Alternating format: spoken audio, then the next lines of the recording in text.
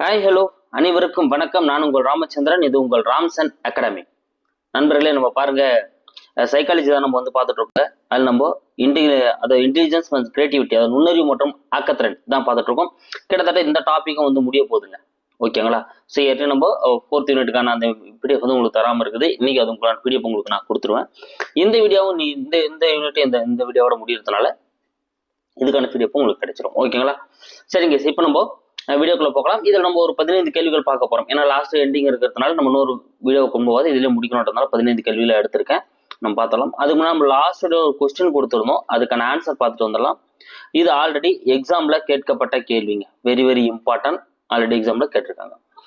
Albert பீனே சோதனைகளை மராத்தி மற்றும் கன்னட மொழியில் மொழிமாற்றியவர் யார்? நான் என்ன சொன்னேன் இல்லையா, பீனே சோதனைகளை மராத்தி மற்றும் கன்னடி மொழியில் மாற்றியவர் யார் அப்படின்னு ஒன்று கேட்டிருக்காங்க. அது இல்லாமல் இந்திய மொழியில் மொழிபெயர்த்தவர் யாருன்னு கேட்டிருக்காங்க. அப்படியே பொருத்துக்களை கேட்டு என்ன பண்ணாங்க, இது பண்ணாங்க.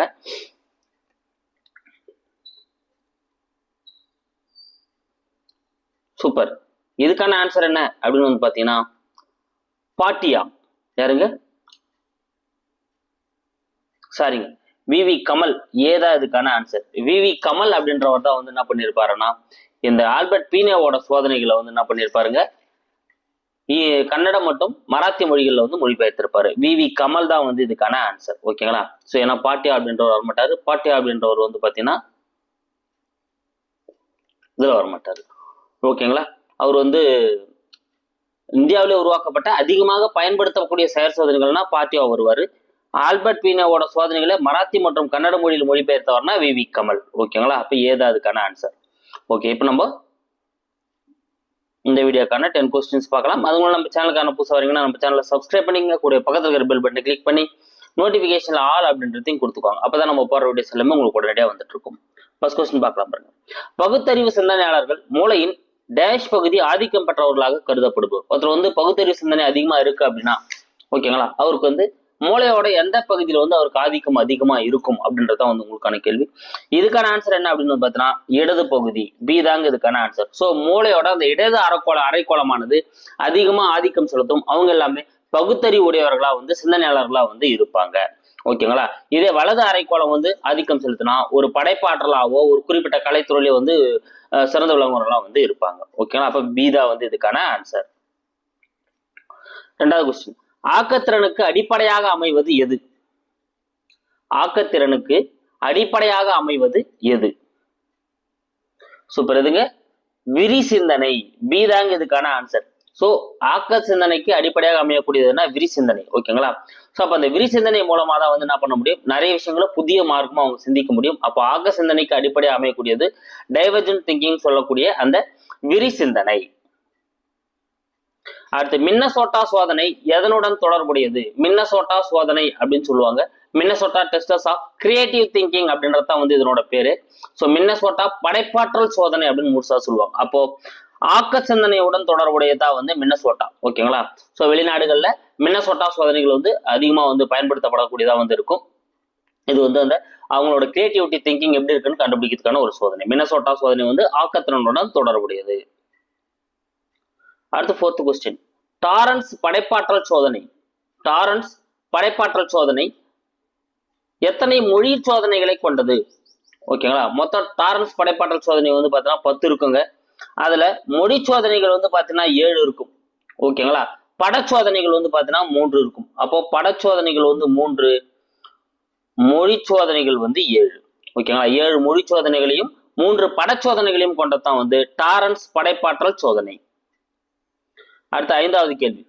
விரி சிந்தனை விளைவுத்திறன் சோதனை யாருடையது? விரி சிந்தனை விளைவுத்திறன் சோதனை யாருடையது?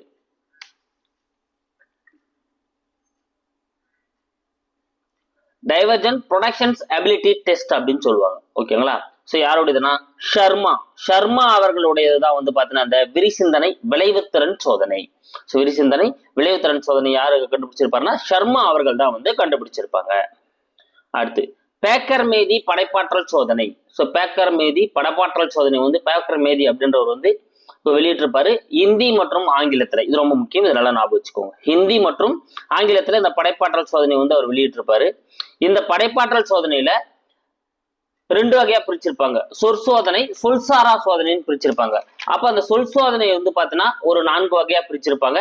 அந்த 4ல பொருந்தாதது எதுன்னு தான் கேட்டிருக்கோம். உங்களுக்கு கொஸ்டின் புரிஞ்சிருக்கும்னு நினைக்கிறேன். பேக்கர் மேதி படைப்பாற்றல் சோதனை வந்து பாத்தீங்கன்னா இந்தி மற்றும் ஆங்கிலத்தில் வெளியிட்டிருப்பாரு. இதுல 2 வகையா பிரிச்சிருப்பாரு. சொற்சோதனை, சொல்சாரா சோதனை. அதுல சொற்சோதனை 4ஆ பிரிச்சிருப்பாரு. சொல்சாரா சோதனை வந்து பாத்தீங்கன்னா 3ஆ பிரிச்சிருப்பாரு.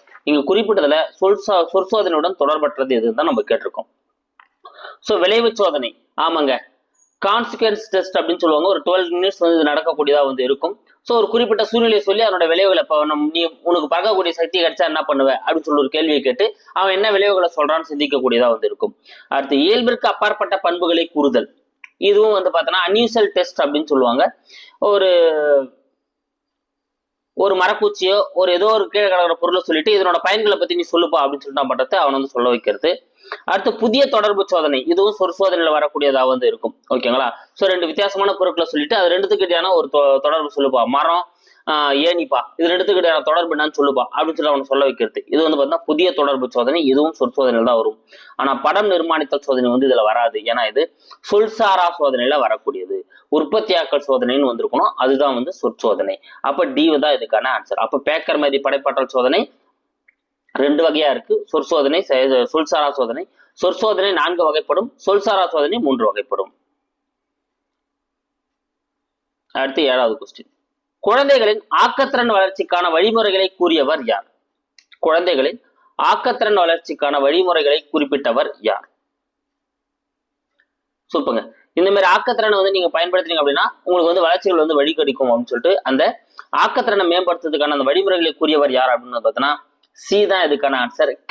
கெல்லர் அப்படின்றவர் தான் வந்து இந்த ஆக்கத்திறனுக்கான அந்த வளர்ச்சிக்கான வழிமுறைகளை வந்து குறிப்பிட்டிருப்பாரு. அடுத்து 8வது கேள்வி. ஆக்கத்திறன் மேம்படுத்துதலில் கருத்து பொழிவு முறையை கண்டுபிடித்தவர் யார்? ஆக்கத்திறனை வந்து மேம்பாடு பண்றதுல கருத்து பொழிவு முறை, பிரைன் ஸ்ட்ரோமிங் அப்படின்னு சொல்லுவாங்க, அந்த முறையை கண்டறிந்தவர் யார்? சோ ஏதோ ஒரு பிரச்சனையை கொடுத்துட்டு அது தீர்வு காண முயலுவாங்க. அப்போ ஒரு புதிய தீர்வு முறை வந்து உருவாகும். அதுதான் வந்து என்ன சொல்லுவாங்க, கருத்து பொழிவு முறை அப்படின்னு சொல்லியிருப்பாரு. ஸோ இந்த கருத்து பொழிவு முறையை வெளியிட்டவர் யார் அப்படின்னு வந்து பார்த்தோன்னா ஆஸ்பர்ன். ஏதாங்க இதுக்கான ஆன்சர். ஆஸ்பர்ன் அப்படின்றவர் தான் வந்து இந்த ஆக்கத்திறனை மேம்படுத்துறதுக்கான கருத்து பொழிவு முறையை வந்து வெளியிட்டிருப்பாரு. அடுத்து 9வது கேள்வி. ஆக்க சிந்தனை மேம்படுத்துவதில் சைனெட்டிக் முறையை கூறியவர் யார்? ஸோ ஆக்க சிந்தனை முறை, சைனெட்டிக் அப்படின்னா ஒரு வெவ்வேறுபட்ட கூறுகளை ஒன்னா சேர்த்து ஒரு இது வந்து உருவாக்குறது. ஓகேங்களா? அதான் சைனெட்டிக் முறை அப்படின்னு சொல்லுவாங்க. இதை வெளியிட்டவர் யார் அப்படின்னு வந்து பார்த்தோன்னா கோர்டன் அப்படின்றவர் தான் வந்து இதை வெளியிட்டிருப்பார். டி தான் இதுக்கான ஆன்சர். அப்போ கருத்து பொழிவு முறைனா ஆஸ்பர்ன், சைனெட்டிக் முறை அப்படின்னா வந்து கோர்டன். அடுத்து 10வது கேள்வி. ஆக்கத்திறனின் முக்கிய பண்பு கூறுகளாக கில்போர்ட் குறிப்பிடுவது. ஸோ கில்போர்ட் வந்து ஆக்கத்திறனோட முக்கிய பண்பு கூறுகளா வந்து எத்தனை பண்பு கூறுகளை வந்து குறிப்பிடுறாரு அப்படின்னு கேட்கிறோம். இதுக்கான ஆன்சர் பார்த்தீங்கன்னா 7. சீதாங்க இதுக்கான ஆன்சர். 7 பண்பு கூறுகளை குறிப்பிடுகிறார். பிரச்சனை பற்றிய நுண்ணறிவு, தடையின்றி துரிதமா சிந்திக்கிறது, சிந்தனையில் நெகிழ்ச்சி, தனித்தன்மை, அகக்காட்சி தாவல், விடாமுயற்சி, புதிய தொடர்புகளை காண விளைதல். இந்த 7 விதமான முக்கியமான பண்பு கூறுகளை தான் வந்து கில்போர்ட் அவர்கள் வந்து குறிப்பிட்டிருக்காரு. அடுத்து 11வது கேள்வி. பக்கவாட்டு சிந்தனை என அழைக்கப்படுவது எது? பக்கவாட்டு சிந்தனை என அழைக்கப்படுவது எது? அதாவது ஹரிசாண்டல் திங்கிங் அப்படின்னு சொல்லுவாங்க. ஸோ ஹரிசாண்டல் திங்கிங் அழைக்கப்படக்கூடியது எதுனா விரி சிந்தனை. ஸோ விரி சிந்தனை தான் வந்து பக்கவாட்டு சிந்தனை அழைக்கப்படுது. செங்குத்து சிந்தனை, வெர்டிக்கல் திங்கிங்னா தான் வந்து குவி சிந்தனை. ஓகேங்களா? அப்ப பக்கவாட்டு சிந்தனை அப்படின்னா விரி சிந்தனை, செங்குத்து சிந்தனை வெர்டிக்கல் திங்கிங் அப்படின்னா வந்து பார்த்தீங்கன்னா குவி சிந்தனையை குறிக்கக்கூடியது. அடுத்து 12வது கேள்வி. பொதுவான விவரத்தை கண்டறியக்கூடிய இது நுண்ணறிவுடன் தொடர்புடையது. பாருங்க, பொதுவான விவரத்தை கண்டறியக்கூடிய இது நுண்ணறிவுடன் தொடர்புடையது எதுன்னு கேட்குறோங்க. அந்த இதுன்றத எதுன்னு கேட்குறோம். ஓகேங்களா? ஸோ எதுன்னு பார்த்தீங்கன்னா குவி சிந்தனை.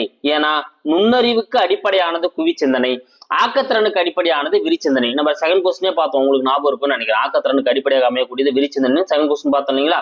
அதேதான். அப்போ குவிச்சிந்தனை வந்து பார்த்தோன்னா நுண்ணறிவுக்கு அடிப்படையானது, விரிச்சிந்தனை வந்து ஆக்கத்திறனுக்கு அடிப்படையானது. அப்ப ஏதான் வந்து இதுக்கான ஆன்சர். அடுத்து 13வது கேள்வி. நுண்ணறிவின் பல்வேறு கூறுகளில் விரிச்சிந்தனை திறன் எனும் கூற்றை விளக்கியவர் யார்? ஸோ நுண்ணறிவை எடுத்து பார்த்தீங்கன்னா அதுல இருக்கக்கூடிய பல்வேறு கூறுகள்ல இந்த விரிசிந்தனை திறன் வந்து காணப்படுது அப்படின்ற அந்த கூற்றை வந்து விளக்கியவர் யார்? சூப்பர். யாருங்க? கில்போர்ட். கில்போர்ட் அப்படின்றவர் தான் வந்து நுண்ணறிவின் பல்வேறு கூறுகளில் விரிச்சிந்தனை திறன் அப்படின்ற கூற்றை வந்து விளக்கியிருப்பாரு. அடுத்து இது ரொம்ப முக்கியமானது. விரிச்சிந்தனையை ஆக்கத்திறன் கருவாக கருதியவர் யார்? சோ ஆக்கத்திறனுக்கு அடிப்படை விரிச்சிந்தனைன்னு பார்த்துட்டோம். ஆனா இவர் என்ன யூஸ் பண்ணியிருக்காங்க? ஒரு கரு, அந்த கருல இருந்தா வந்து விரிச்சிந்தனை அப்படின்ற அந்த கருல இருந்தா வந்து ஆக்கத்திறன் உருவாகுது அப்படின்ற கூற்றை வந்து சொல்லியிருப்பாரு.